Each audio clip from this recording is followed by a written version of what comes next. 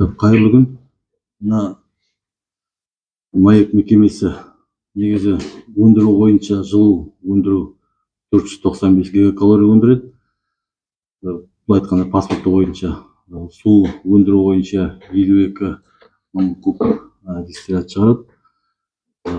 Су құбырлары бойынша қалада 48 километр магистральный трубопроводтар бар. Енді су өндіру бойынша и су өндіруге қандай жұмыстар жасалды, өндіруді көбейту бойынша. Мысалы 23 жылдан бері біздерге жергілікті бюджеттен 2,6 миллиард қаржы бөлінді. Осы республиканский бюджеттен 4,9 миллиард қаржы бөлінді. Алайда ол қаржылар бізге где-то июль айында түсті. Бірлер июль айында келді, бірлер сентябрьде келді. Соның әсері, оның да кесірі бар. Енді бір жағынан біздер кейбір жұмыстарды толығымен, сол қаражатты толығымен игере алмадық. Неге десеңіз, біздің қазір энергетический оборудованиялар, олар жасау, мысалы өндіру басқа заводтарда 3 ай, 6 ай, 12 айға созылады. Сондықтан кейбір құрылғылар уақытында жылдың аяғына шейін келіп үлгермейтін болды. Сосын біздер тек сол жылдың аяғына шейін үлгеретін құрылғыларды алуға мәжбүр болдық, айтқанда. Соның кесірінде біздер су өндіру бойынша бізде ДОУ жаңа дистиллят өндіретін құрылғы ламш трубкілерін алдық 1,9 миллиардқа. Енді жаз бойы олардың 2 ДОУға 7 мен 11-ге салдық. Оның әсері 4,000 кубтай суға суткасына өсті. Су өндіру, дистиллят өндіру. Енді қалған насостар дайын тұрған соларды алдық. Енді 4,9 бойынша да сондай мәселе.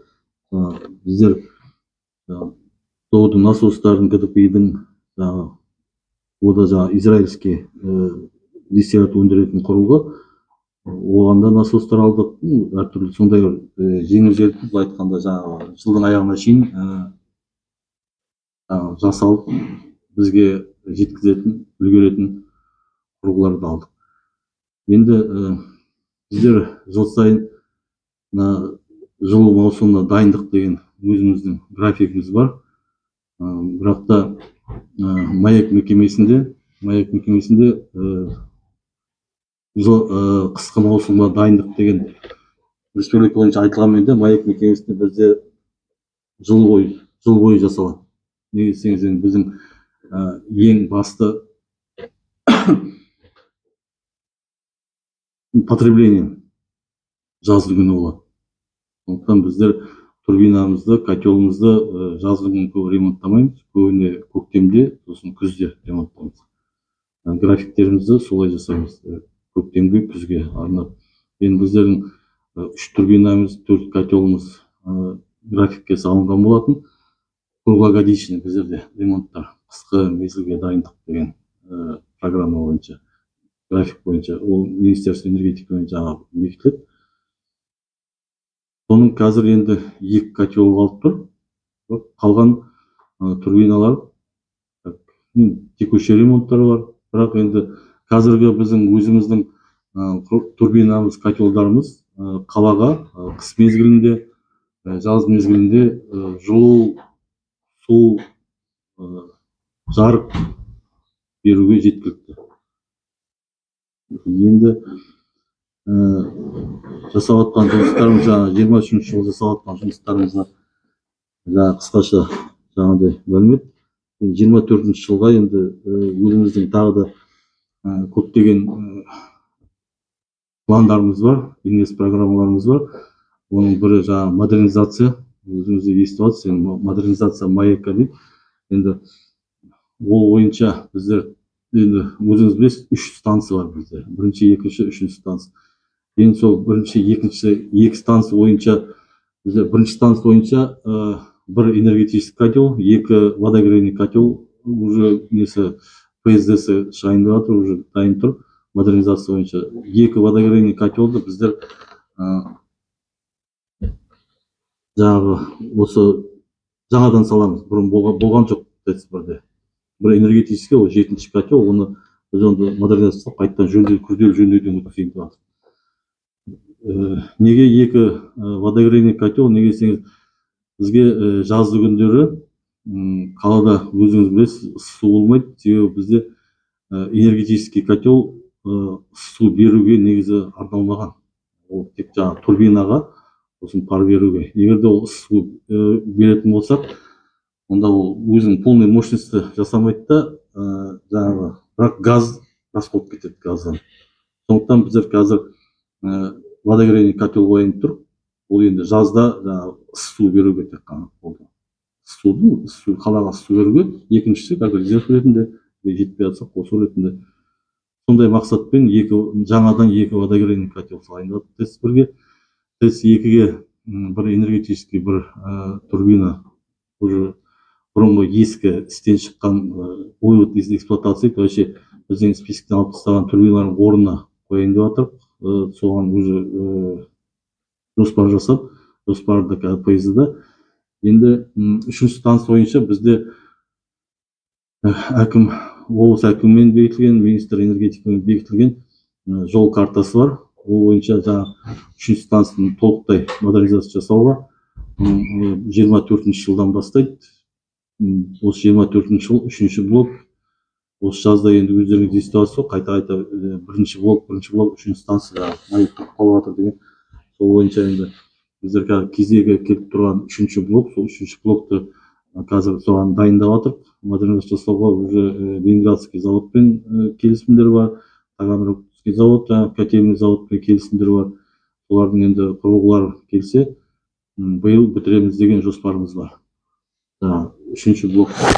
Келесі жылдары енді 2-ші блок кезеңімен, сосын 1-ші блок. Солай енді 3-ші станция 3 блоктан тұрады. Соны толықтай 3 блокты бітіреміз деген ойымыз бар. Оның бәрі бізге маяк мекемесіне тоқ өндіруге әсер етеді. Сосын су өндіруге әсер етеді. Ол су мен жылу өндіруге әсер етеді. Енді су өндіру бойынша біздерде қазір өзіміздің тарапымыздан тағы да биыл алынған миллиард 900-ге алынған трубки лампочки жаңа дистилляционный опреснительный установка доллардың трубкаларын ауыстырдық. Оны бізге жаңа айтып кеттім. 4000 тонна суткасіне өсім берген. Енді биыл тағы да ол 78 тонна алынды. 78 тоннадай алынды. Енді биылға 123 тонна тағы да соны уже заявка беріп, уже келісім шартқа отырып, ертең сәуір айында келу керек 123 тонна. Енді біз олмен мақсатымыз тағы да осы жаңа құрылғыларды, дистилляционный құрылғыларды ішінде трубкаларын ауыстырып, су өндіру бойынша кішкене өсіруге жұмыстанып жатыр. Одан басқа да ТУПС-2-де біздер обратный осмос деген құрылғы салып жатыр қазір. Где-то май айына 6000 куб суткасіне өндіруге обратный осмос. Сол егерде іске асса, біздер қосымша тағы да 6000 куб суткасіне беретін боламыз. Одан басқа тағы да энергетика басқармасы арқылы станцияның ішінде 24000 кубтық обратный осмос салу бойынша жаңағы жоспар жасалып жатыр. 24000 кубтық. Соның бәрі енді жаңағы 6000-дық енді осы биыл ертең майға дейін шығу керек, өндіріп бастау керек. 24-тен кішкене кешігетін шығар. Жылдың аяғына шейін мүмкін онда неге десеңіз уже ол жоспар қазір экспертизаға бару керек. Потом источника. Енді жоспарлар бітсе, сол өндіруін өсіреміз. Где-то 80-ге дейін апаруымыз мүмкін. Лампочка трубкаларды алғанда 24000 кубты алғанда, 6000 кубты алғанда где-то 80 000 суткасына өсірсек, қазір қаланың потреблениясы жобамен где-то 100 000-дай, егер толықтай күні-түні пайдаланатын болса, сондай есеп бар. Енді қазір өсіп кетпесе. біздер әзірше солай. Оған қоса жаңағы ОЗК енді оның басшысы келсе айтады ғой, оған 20 мыңдай шығарады, оны тағы қосымша тағы 20 мың кубқа олар да жұмыстанып жатыр енді. Басқа құйылыстан біздің мекемемізге құйылыс жерасты суы біздің мекемемізге қарайды. Одан біздер қазір суткасына где-то 17 кубтай, ең жоғары 17 куб бізге су келіп жатыр жерасты суынан. Оны біздер минерализованный су, оны біз дистиллятпен араластырып ішетін суға ауыстырып жатыр. Енді оны қазір энергетика басқармасымен екінші құбыр, ол тек қана бір құбырмен келеді. Енді энергетика басқармасымен екінші құбыр салып жатыр. Ол құбыр екінші ОЗК-ға барады, сосын бізге субсекке келеді. Ол март айында бітеді деген жоспар бар энергетика басқармасымен. Это март айында бітіреміз деген жоспарлар. Енді оны энергетика басқарма әкімшілік өздері айтпаса. Ол бізге өсім береді.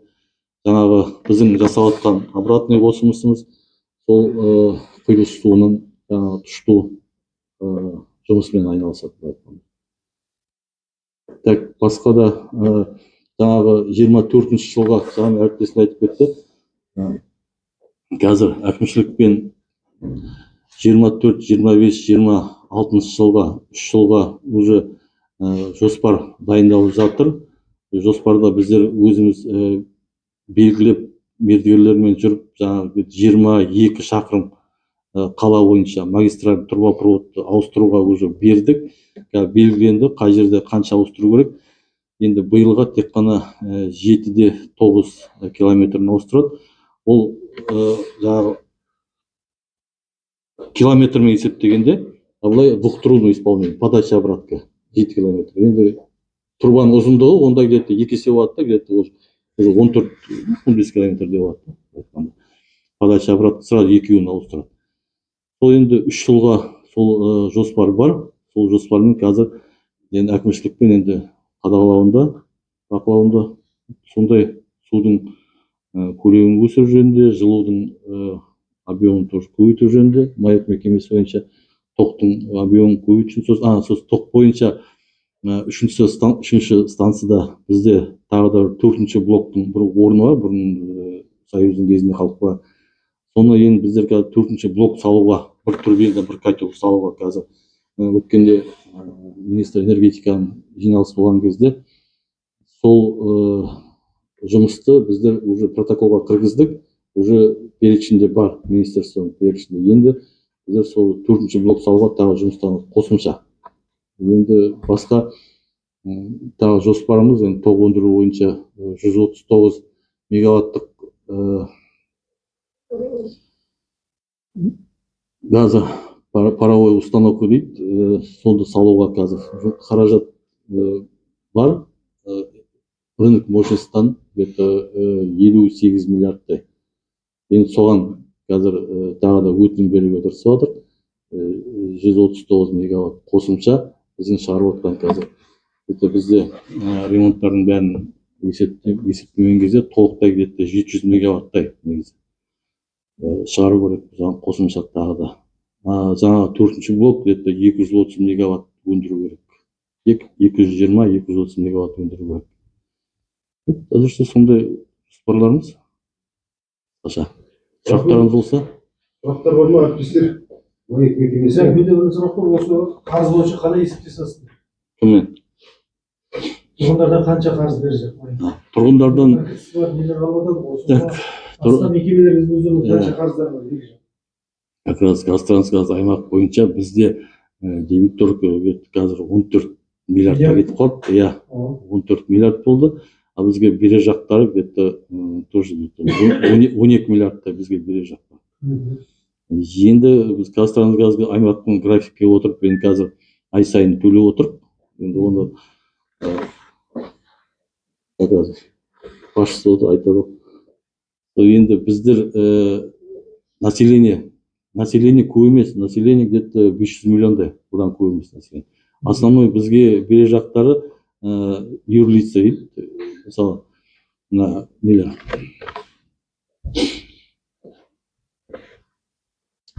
Маңғыстау жылу, жаңағы нелер. Делдал мекемелер ма? Иә, солар көбіне, солар миллиардта бізге бере жатыр, көбіне вот солардың бере жақтары. Біз оның бәрін енді шешу жөнінде акиматпен талап қойып, акиматпен сөйлесіп жатырық. Енді оны жаңағы сот бойынша, счеттарын жабу бойынша, в основном сондай жұмыстар. Енді біздің басқа инструменттер жоқ біздің қолымызда. Енді оларды қазір МРЭК бойынша жұмыс жүріп жатыр. 100 қадамның ішінде 51-ші қадам бар, укрупнение РЭК деген. 51-ші қадам бойынша қазір жұмыстар жүріп, бүкіл біздің Қазақстанда, Маңғыстау облысындағы кішкене мекемелер, тоқ тарататын мекемелер, соның бәрін біріктіріп, бәрін МРЭК-ке біріктіру жөнінде сол жұмыстар қазір енді қолға алынып жатыр. Сол енді бәрі алынса, олардың енді бере жақтарының бәрі енді сұрақтар шешіледі деген ойдамыз енді. Иә, бәрін бір жерге Сонда делдалдарды көрмейді, бір мекеме отырып береді. Қазіргі уақытта да бізде арамызда делдал жоқ. Бұрынғыдай жаңағы альянс қалай жаңағы қалып тұр. Иә, альянс энергия сап деген бұрын СО болды. Қазір ол мекемелер жоқ. Неге десеңіз, июнь айынан бастап бізде қазір рынок мощности Карем деген мекеме, біз бүкіл өндірген электр энергияны біз соларға береміз, олар сосын өздері таратып, өздері сатумен айналысады. Біздер уже қазір арадағы кімдерге бермейміз. Мына қалған дебиторлар жаңағы бізге бере жақтар, сол бұрыннан соған дейін қалып қойғандар енді. Сұрақтарыңыз бар ма? Сол ауыстырып келген орнына қойғанда, сол мерзімағанда пайдаланады. Они вот эти ваши фильтры размером самолета, да, ана ішіндегі трубалардың бәрін шығарып жатыр. Оның ішіне керін салып жатыр. Ол бірден ауыстыруға бірден ауыстырып кетіп болады. Енді бір демалыс емес. Аз дегенде 3 демалыс кетеді, енді оны нағыз тез-тездеп жасаған, күн-түн жасағанның өзінде. Енді біздер оның өзінің сұрақтары бар, бірақ та мына біздің пайдаланып отқан жаңағы среда, активный среда, су, теңіз суы, оны бітеліп қалады, жаңағы не ғой? Самовар. На самом деле былай айтқанда ол самовар деп аталады. Самовардың ішінде жаңағы тоғы сыртына қақ тұрып қалса, кішкене ол жарылып кетеді. О да сондай. Жаңағы тұз тоғасы қақ жиналып қалса ішінде, ол жарылады. Оны сосын бітеледі. Қазір біз ауыстырғандарымыз где-то 70-80% уже жарылып, жан-жағына пробка салып, солар уже мүмкін емес дұрыс жұмыс жасамай тұрғандарды біздер ауыстырдық бірінші очередьте. Енді қазір бара-бара біздер ондай установка, 5 установкамыз бар. Енді бара-бара сондайларды ауыстырамыз деген ойдамыз. Қаражатқа да байланысты, конечно, қанша беріледі. Бірақ өсім беріп жатыр. Соны ауыстырғанның әсері бар негізі. Тағы сұрақтарыңыз бар ма, әріптестер? Перешаг жөнінде айтып жіберейін. Басшылық айтады. 14 миллиардтай мерзімі өткен қарыз бар. Қосымша текущий потребление дейді ғой. Онымен 4 миллиард. Оған қоса 2 миллиардтай бойынша мерзіміне байланысты келісім бойынша. Енді қазіргі таңда біздер желтоқсан айында келісім шартқа отырдық. Біздер сол 21 желтоқсаннан бастап финал тоқтаттық. Бұл жерде бір маңызды тармақ бар. Майк өзінің графигін берген. Ай сайын 6-да 2 миллиард төлейді. Бізді қаңтарда төлеп жатармыз, бірақ та ең маңызды бұл егер де Майк бұл көлемдерді сақтамаса, келісімшарт автоматты түрде күшін жояды, финал қайтадан қосады.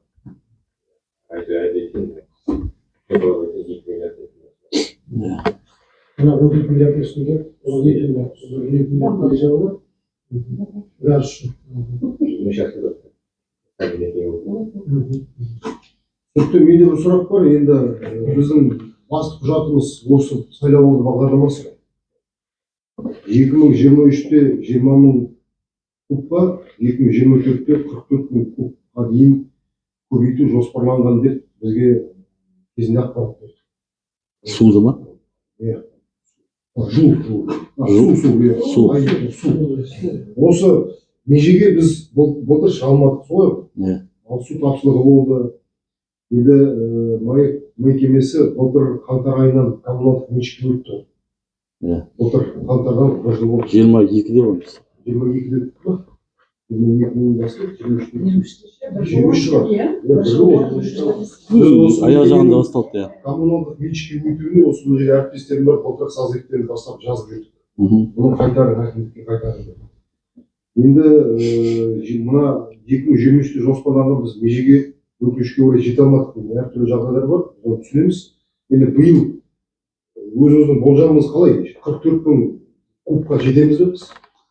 Биыл жазда тағы да ауыз су тапшылығы орын ала ма, алмай ма?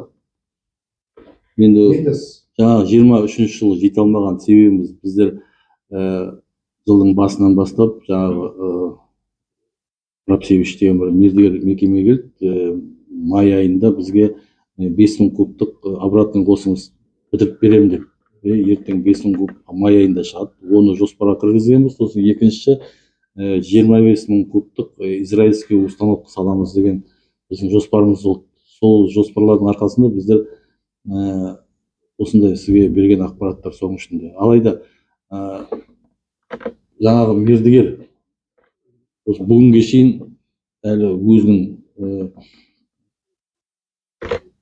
міндетін орындаған жоқ. Біз олармен договорды бұздық, келісімшартты бұздық. Енді орнына тағы да басқа мекеме 6000 кубты жаңа айтқан, ол енді салып жатыр.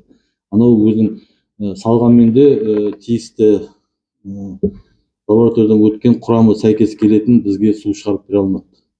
Біздің талабымыз бойынша. 5000 кубтікі, 5000.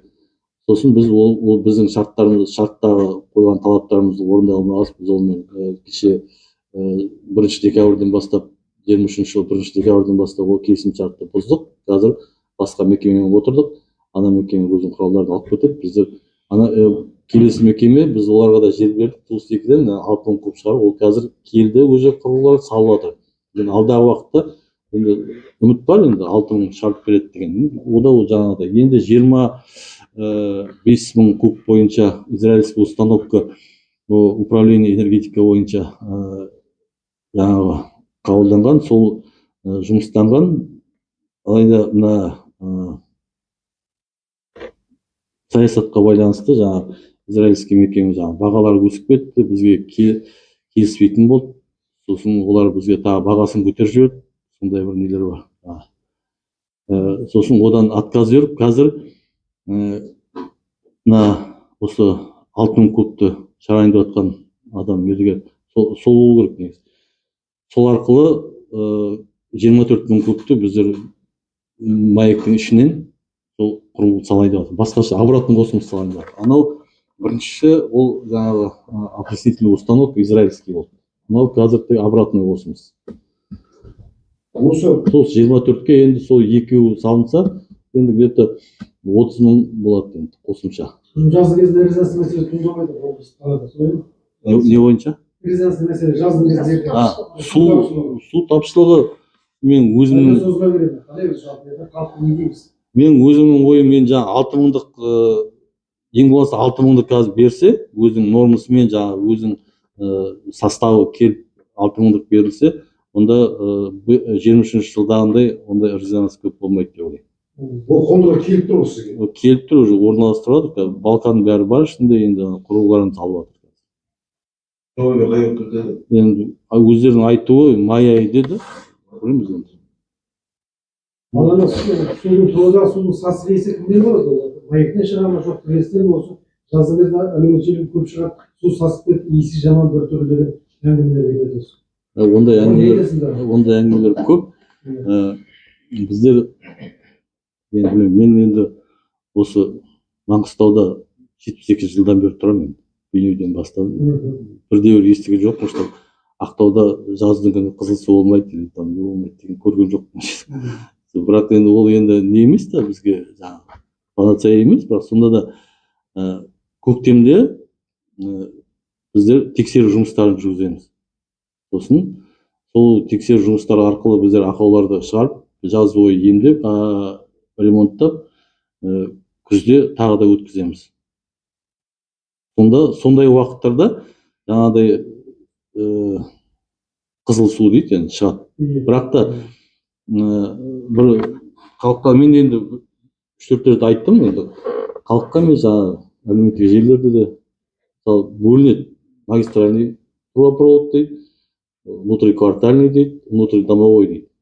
Мысалы біздер опрыскивка жасағанда, промывка жасағанда оның барлығы бірдей жуылу керек та, бірдей жуылу керек, бірдей тазалану керек. Біздер магистральный жауып тастаймыз да, внутриквартальный жауып тастап, біз өзімізге қарайтын болғасын.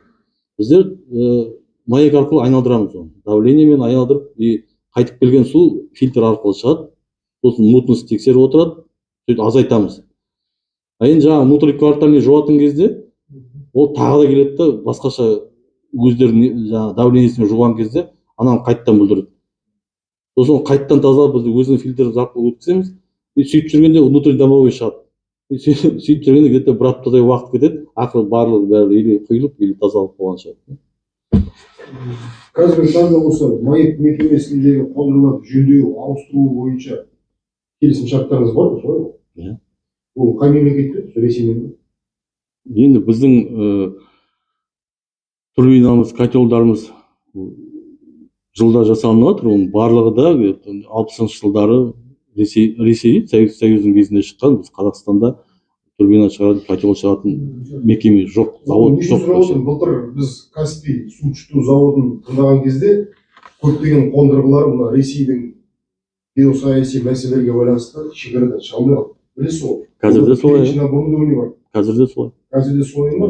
Жаңа бір сөзіңізде Израиль дейсіз, үнемі соғыс болатын мемлекеттермен келісіп жатқан басқа балама түрін қарауға болмай ма? Енді біздер қарағанда бізге уақыты жетпей қалады да біздерге. жоқ, түсініп отырмын. Иә, біздерде құрылғы салған кезде или бір жаңадан бір оборудование, котел, турбина салған жерде қазіргі заманға сай құрылғылар салу керекпіз ғой. Оның ең қазір дүние жүзіндегі сол опреснитель шығаратын оборудование шығаратын мекеме ол Израиль. Сосын Англия. Иранда бар жақсы шығаратын. Жоқ, оларда енді айта алмаймын. Енді жоқ, стандарты бірдей ғой. Біздердің қазір білетініміз. Сосын біздер алғанда біз ана мекемеден аламыз, мынадан или ана елден, мына елден деп айта алмаймыз. Бағасына да қараймыз. Өндіру бағасы қанша болады? Бағасы қымбат біздерде. Енді өзіңіз білесіз, госзакуп дейтін бар. Госзакуп ең төмен бағаны алыңдар. Ең төмен баға кім береді? Соған барамыз. Басқа. Ол бір жаңа айтқанда бір бөлімі да кішкене. Бірақ ол обязательно төмен бағаға бару керек. Заводтар санкционный списокте жоқ па? Заводтар бар. Біз кеше мына так 4-9 жаңа қаражатқа біздер алатын кезде бірталай қиыншылықтар болды. Консульствоны қостық, жаңа нелер через Россия болды. Через қаяқтан кетті? Польшадан, сосын Бакуға келді, айналдырып алып келдік. Өзімізге керек бір насостар. Ондай жағдай болып тұрады. Соның балама жолдарын қарастырып қойғанда дұрыс шығар. Жоқ, оны келісеміз, қарастырдық. Енді қазірде мысалы шетелдің компаниялары келіп жатыр, мысалы жаңа Siemens'тер келіп, олардан сразу сұраймыз, сіздер мына санкцияға қалайсыңдар? Санкцияда барсыңдар. Кеше Россияның компаниясы келіпті, Урал Гидромаш деген. Жоқ, біз санкция жоқпыз дейді. Бірақ оларда границада оборудование двойного назначения дейтін түсінік бар. И сондай болса, бітті, олар тұрып қалады. Ақша кетіп қалды. Жоқ, біз ақшаны пока бізге әкелмей бермейміз.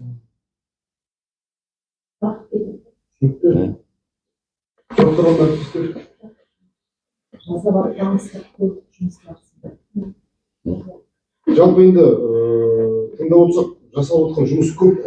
Бірақ дей тұрғанмен де халық сіздің жұмысыңызды үйіне келіп тұрған сумен жылумен бағалайды. Үйіне жылу су келіп тұрса, сізге 5 тиын баға қояды. Жылу су келмесе, сіз не істесеңіз де олар үшін қызмет жасалмай жатыр, сапа төмен деген баға қояды. Сондықтан біздер барлығымызда осы елге, халыққа сапалы сумен, уақытта жылумен қамтамасыз ету басты мақсат. Ол қалыптасып қалған жағдай ғой енді. Бірдеңе болса маяк деп шығатын. Бірақ енді былай дұрыстап тексеріп қараған кезде нағыз тек қана маяк емес.